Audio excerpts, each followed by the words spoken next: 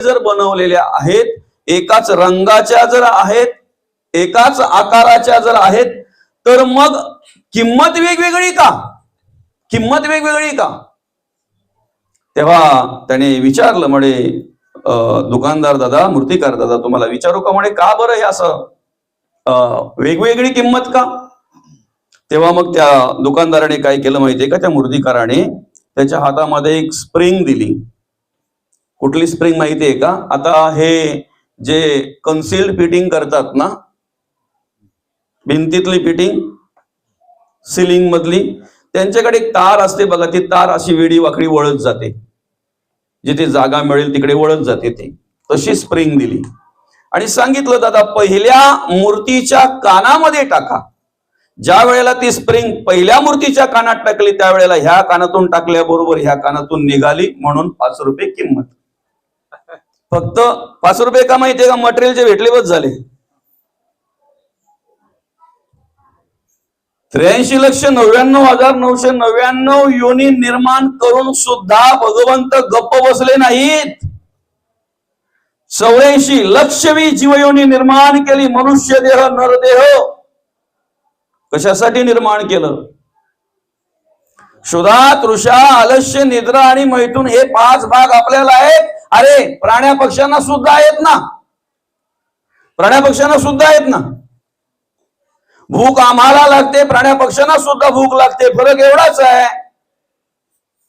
हातीचं एवढं मोठं पोट असताना सुद्धा भरतंय, माणसाचं टिचभरच आहे, मरतय तरी भरत नाही, हे दुर्दैव आहे. मरतय तरी भरत नाही, हे दुर्दैव आहे. त्यांनाही भूक लागते, आम्हालाही भूक लागते. त्यांनाही तहान लागते, आम्हालाही तहान लागते. पण अंतःकरणपूर्वक जर विचार केला तर प्राणी पक्षी पाणी पिऊनच तहान भागवतात. आता पुढे काही सांगायला पाहिजे का? प्राणी पक्षी पाणी पिऊनच तहान भागवतात. आता स्पष्ट सांगतो जरा बरं का. अवनीचा वेळ होता, अवनीचा टाइम.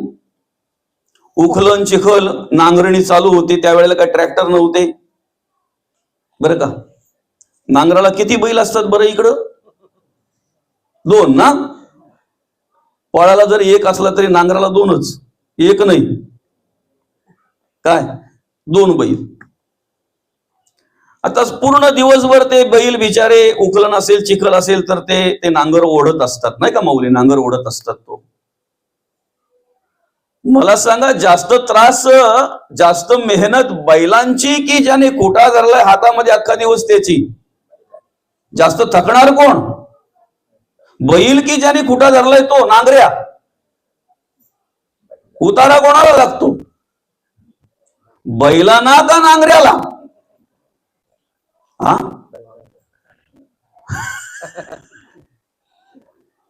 मग त्याने काय विचार करू नये? चांगला विचार केला त्याने. त्याच्या म्हणण्याप्रमाणे, त्याच्या मताप्रमाणे विचार केला, तो त्याच्यासाठी चांगला विचार केला त्याने की अरे अख्खा दिवस बैल नांगर ओढताय, खरे थकतात ते. आपण फक्त खुटा धरून मागे फिरतोय तरी आपण एवढा थकले जातोय, आपल्याला उतारा घ्यायला लागतोय. याचा विचार म्हणे आपण कधी केलाच नाही. पण त्या दिवशी त्याने केला. 1 फुगा आणायचा तर 3 फुगे आणली त्या दिवशी त्याने, बरं का माऊली. घरी आला आणि खाना कालवताना, बैलांना जो खाना असतो का नाही, खुराक, तो कालवताना त्याच्यामध्ये त्याने 1 फुगा टाकला, मिक्स केला. ऐका, भुकेलेले असताना सुद्धा बैलांनी त्या खाण्याकडे ढुंकूनही बघितलं नाही. म्हणून संत म्हणतात पशु पक्षी गुणवंत. समजतंय का?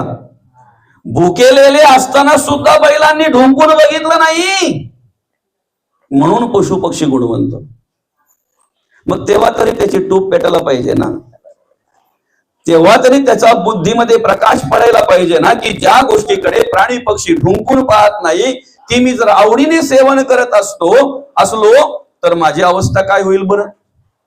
काय अवस्था होईल? दादा, आंब्याला जर आंबे आले तर आंब पानाने पूर्ण भरलेलं असतंय. खरंय की खोटं आहे बाबा? त्या पानांच्यातून आपल्याला आंबे शोधावे लागतात. काका, आंब्याला ज्या वेळेला आंबे येतात त्यावेळेला आंब हिरवागार असतो तो आंब्याचं झाड.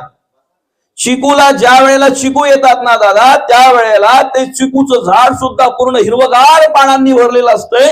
पेरूला जेव्हा पेरू येतात ना त्यावेळेला त्या पेरूला सुद्धा त्या झाडाला हिरवागार पाला असतो, हिरवागार पाला असतो.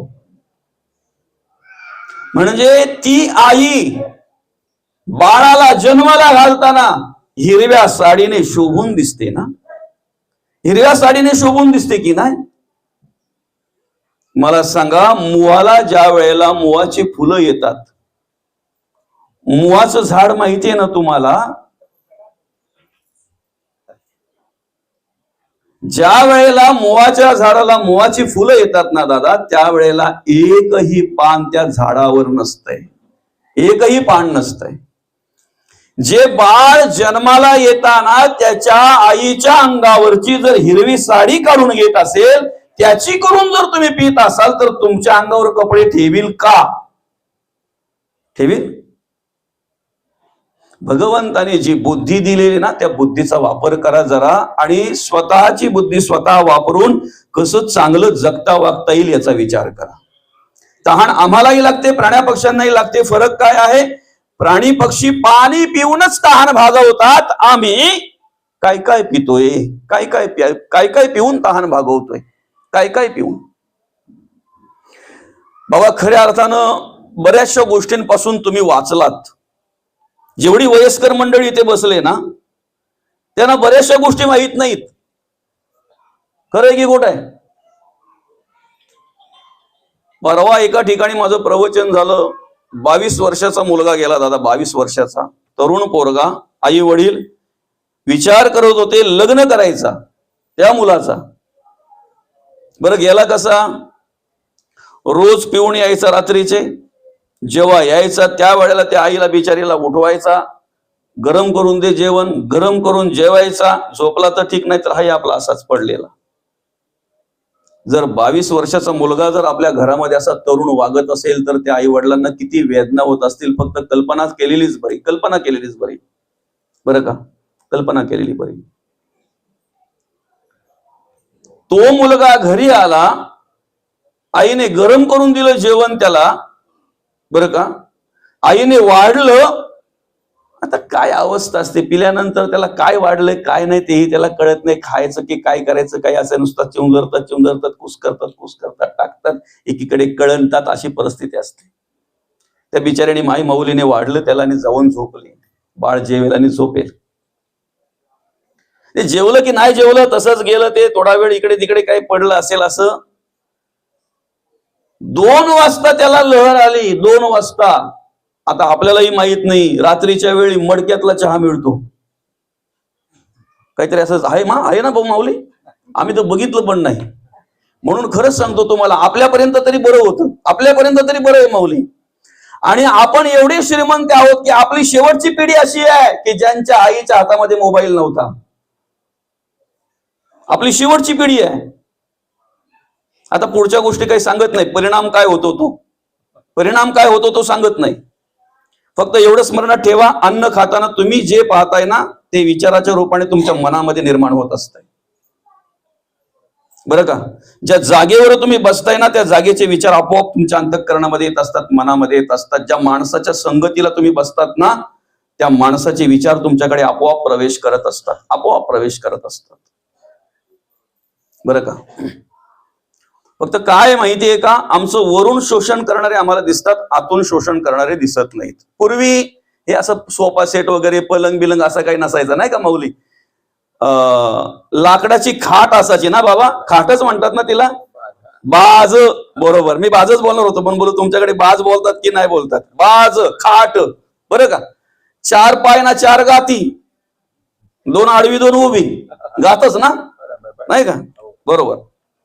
ती बाज तो मालक काय करायचा माहितीये का, 1-2 महिन्यांनी अंगण्यात काढायचा, बरोबर ना?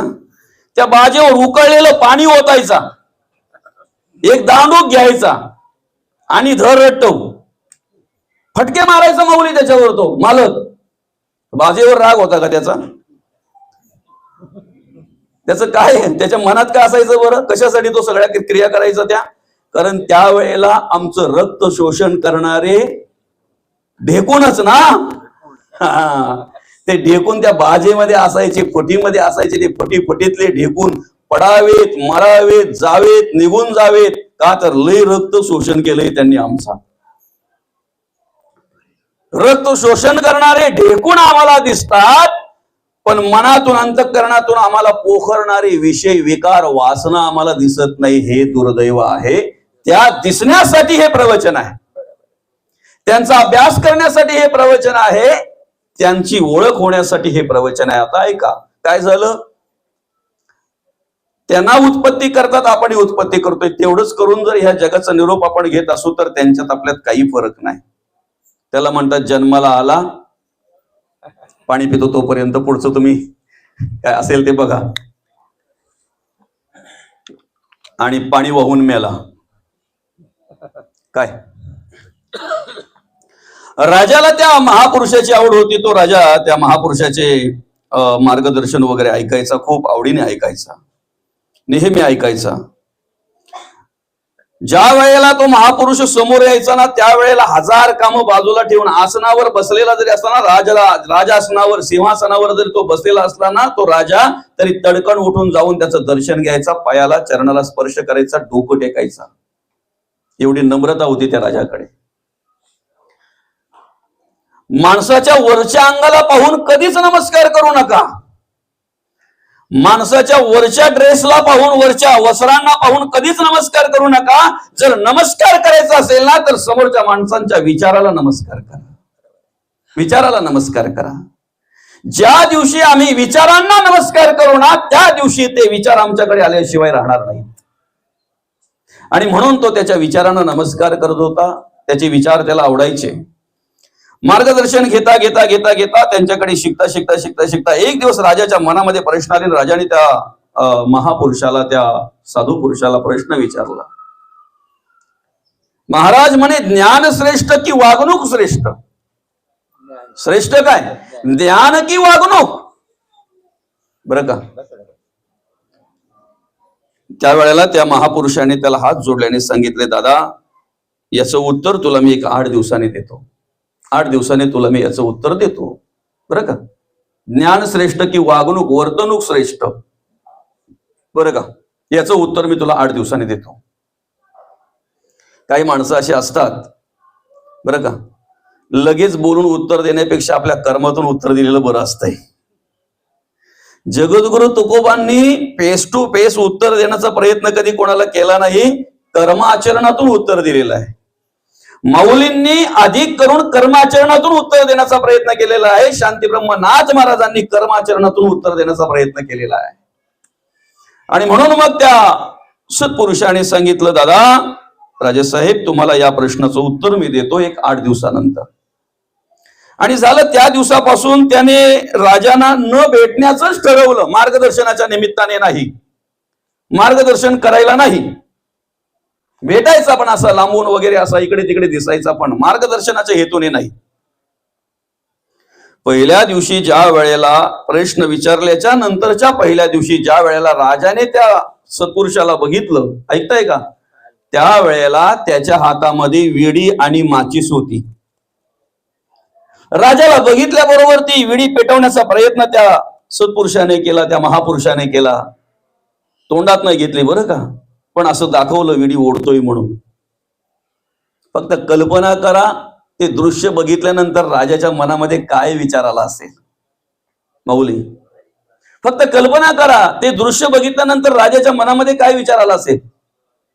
अरे, आपण तर यांना असे समजवतो, ही विडी ओढतात, विडीचं व्यसन आहे यांना. दुसऱ्या दिवशी ज्या वेळेला त्या राजाची आणि त्या सत्पुरुषाची भेट झाली किंवा त्या महापुरुषाची भेट झाली, त्या वेळेला लांबूनच राजाला बघितलं आणि यांनी खिशातली डबी काढली, तंबाखू. आणि त्याला काय लावतात ते सफेद सफेद काय असते ना, ते चुना. अभ्यास चांगला आहे आपला. आणि मग ती उजव्या हातावर का डाव्या हातावर घेतात बरं, जे असेल ते घेऊन तो असा लागला मळायला. खाल्ली नाही बरं का, पण ते दृश्य बघितल्याबरोबर राजा म्हणतो, अरे बापरे, मला तर वाटलं विडीच का काय, पण तंबाखू पण. तंबाखू पण. तिसऱ्या दिवशी तर डायरेक्ट महाराजाच्या हातात सिगरेट. राजाच्या समोर आल्यानंतर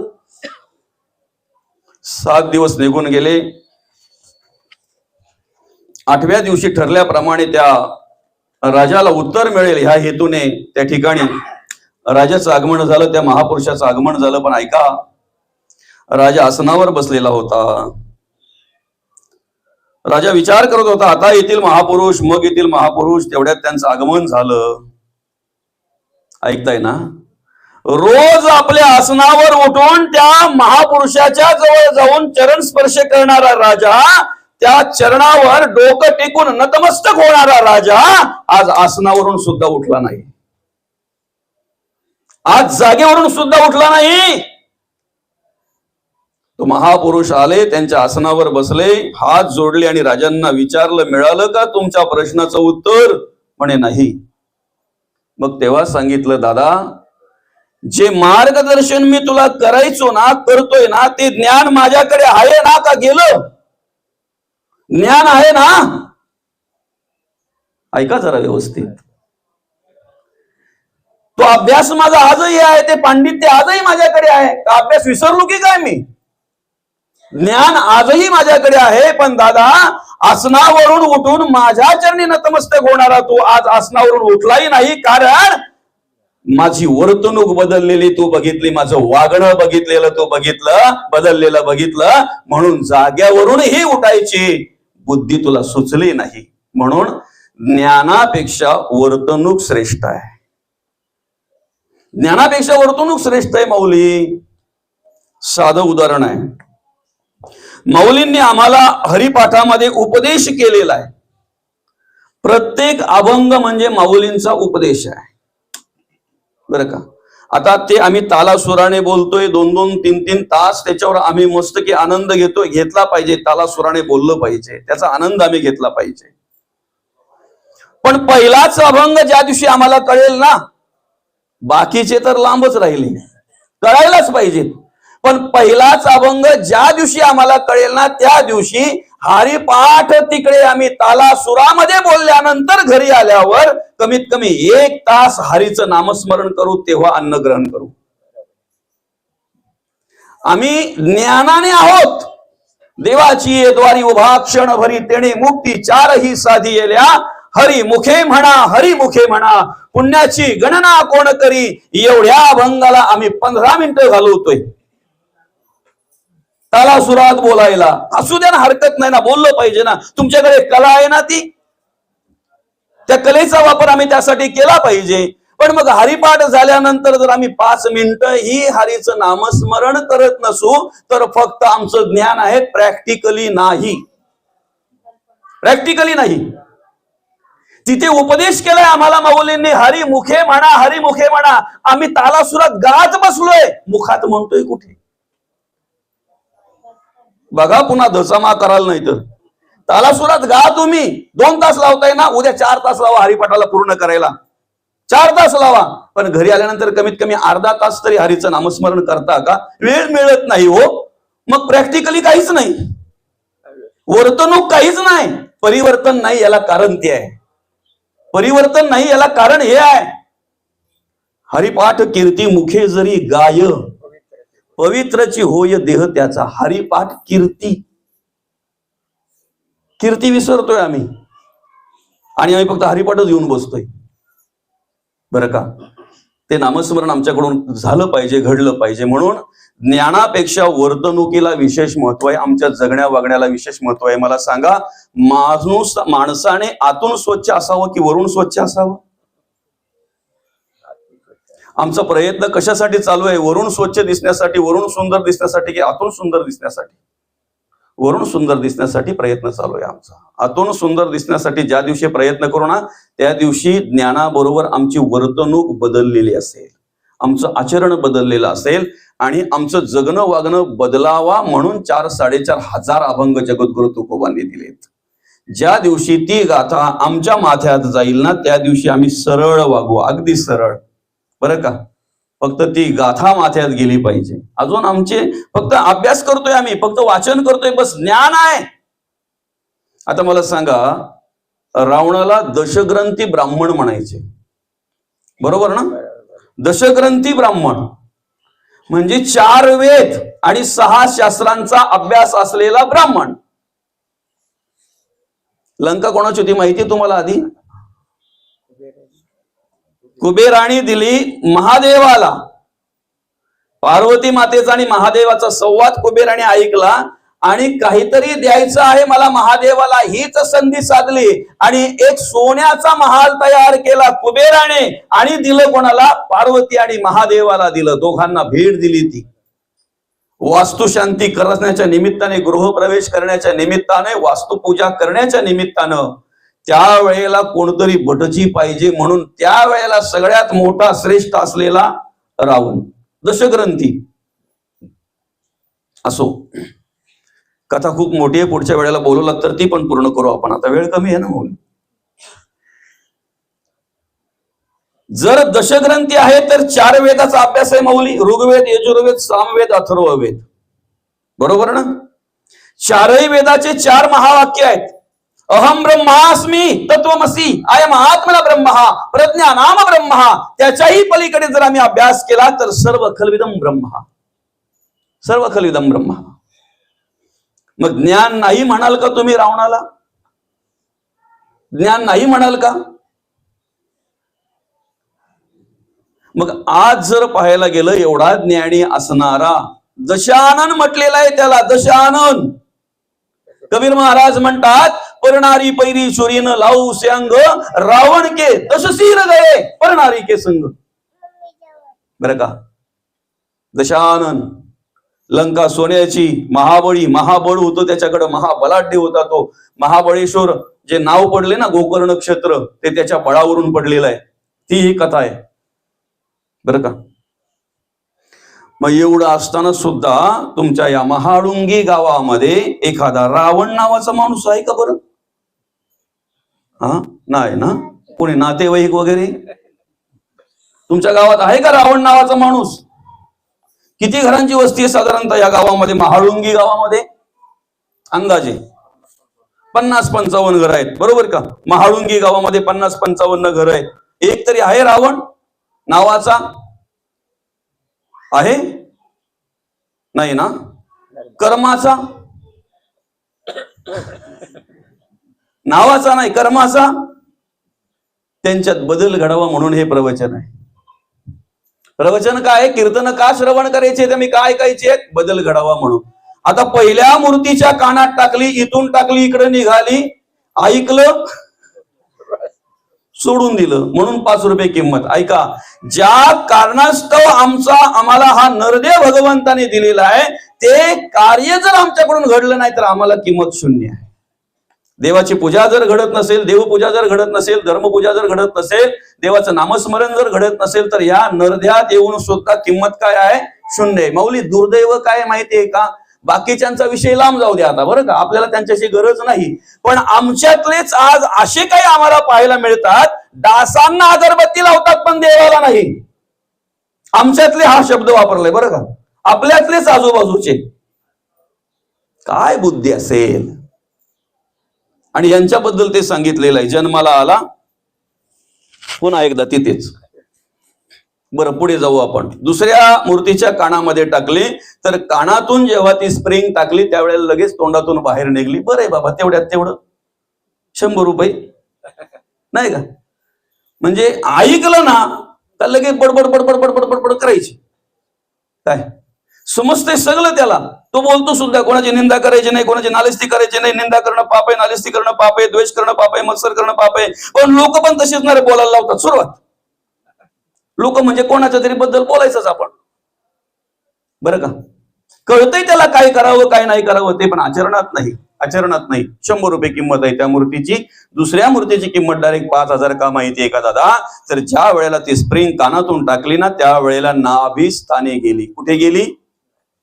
नाभिस्थानी. आता ऐका, आपला श्लोक आहे, तेषाम अहम समृद्धता मृत्यू संसार सागरात भवामी नचिरात पार्थ मय्या वेशित चेत साम. भगवंत म्हणतात, तुम्ही मला चित्त अर्पण करा. काय अर्पण करा? चित्त. चित्त हा अंतःकरण पंचकातला 4था भाग आहे. अंतःकरण, मन, बुद्धी आणि चित्त. भोजना मागुती तुपो काय देवाला काय आवडतंय? चित्त. चौथा भाग अंतःकरण, मन, बुद्धी आणि चित्त कुठे दिलं पाहिजे? देवाला दिलं पाहिजे, देवाला दिलं पाहिजे. मग या सगळ्या गोष्टींचा विसर पडल्याशिवाय राहणार नाही.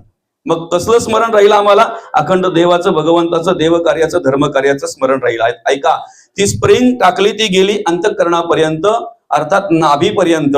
नाभीपर्यंत जाऊन सर्वांगामध्ये तिचा स्पर्श झाल्यानंतर मुखातून निघाली. त्याला म्हणतात 5000ची मूर्ती. आमचा प्रयत्न त्यासाठी चालू आहे. माऊली, कशासाठी चालू आहे? प्रयत्न कशासाठी चालू आहे? त्याच्यासाठीच चालू आहे प्रयत्न. आता ऐका, वेळ अतिशय कमी, आपण शॉर्टकटमध्ये पुढे पुढे सरकूयात. आपल्या सर्वांगामधला मेन पार्ट जर कुठला असेल तर आपली बेंब नाभी. आईच्या गर्भात असताना ज्या वेळेला नवही द्वार माऊली बुजली गेली, त्यावेळेला आम्हाला श्वासाची गरज होती. आईने घेतलेला अर्धा श्वास आम्हाला देण्यात आला. कुठून? नाभीतूनच ना, नालीतूनच ना. ज्या वेळेला आमच्या शरीराची वाढ होती त्यावेळेला आम्हाला अन्न रसाची गरज होती. आईने खाल्लेलं अन्न, त्यातलं काही प्रकारचं रस आम्हाला पुरवलं गेलं. कुठून? नाभीतूनच ना. आजही तो पार्ट आमचा महत्वाचा आहे संपूर्ण शरीरामध्ये, नाभी. चित्त हा अंतःकरण पंचकाचा जर चौथा भाग आहे तर पहिला विषय आहे अंतःकरण. जे स्वयंपाक रूम मध्ये शिस्त आहे ना, तेच ओटीवर आम्हाला पाहायला मिळत आहे. पोटात तेच ओठात. बरं का माऊली? जे आमच्या स्वयंपाक रूम मध्ये शिस्त आहे तेच ओटीवर पाहायला मिळत आहे. म्हणून अंतःकरणाचा विचार केला पाहिजे. ज्यांच्या स्वयंपाक रूम मध्येच घाण आहे, कचरा आहे, ओटीवर काय येणार? तेच येणार ना, ओटीवर तेच येणार. आणि म्हणून अंतःकरण स्वच्छ पाहिजे. अंतःकरणापासून जे काही करायचं आहे ना, परमार्थ भगवंताचं नामस्मरण, नामचिंतन अंतःकरणापासून आम्ही केलं पाहिजे. आणि म्हणून नाभीस्थानी अंतःकरण आहे. आमच्या संपूर्ण शरीरातला मेन पार्ट आहे, महत्वाचा भाग आहे नाभी. नाभीस्थानी अंतःकरण आहे. काय म्हटलेलं आहे? नाभीस्थानी अंतःकरण. पंचप्राणांपैकी, प्राण, अपान, व्यान, उदान आणि समान, या पंचप्राणांपैकी जो महत्वाचा वायू आहे, समान वायू, तो नाभीस्थानी आहे. गुदी अपान आहे, कंठी उदान आहे, सर्वांगी व्यान आहे, मुखी नाशिकी प्राण आहे, नाभी समान आहे. नाभी समान आहे. बघा किती महत्वाचं आहे. पंचप्राणांपैकी समान वायू नाभीजवळ आहे, अंतःकरण नाभीजवळ आहे. 4 वाचा ज्या भगवंताने आम्हाला दिलेल्या आहेत, परा, पश्चंती, मध्यम आणि वैखरी, त्यापैकी महत्वाची मानली जाणारी उन्मेष वृत्ती जी निर्माण होते ती परा नाभीस्थानी आहे.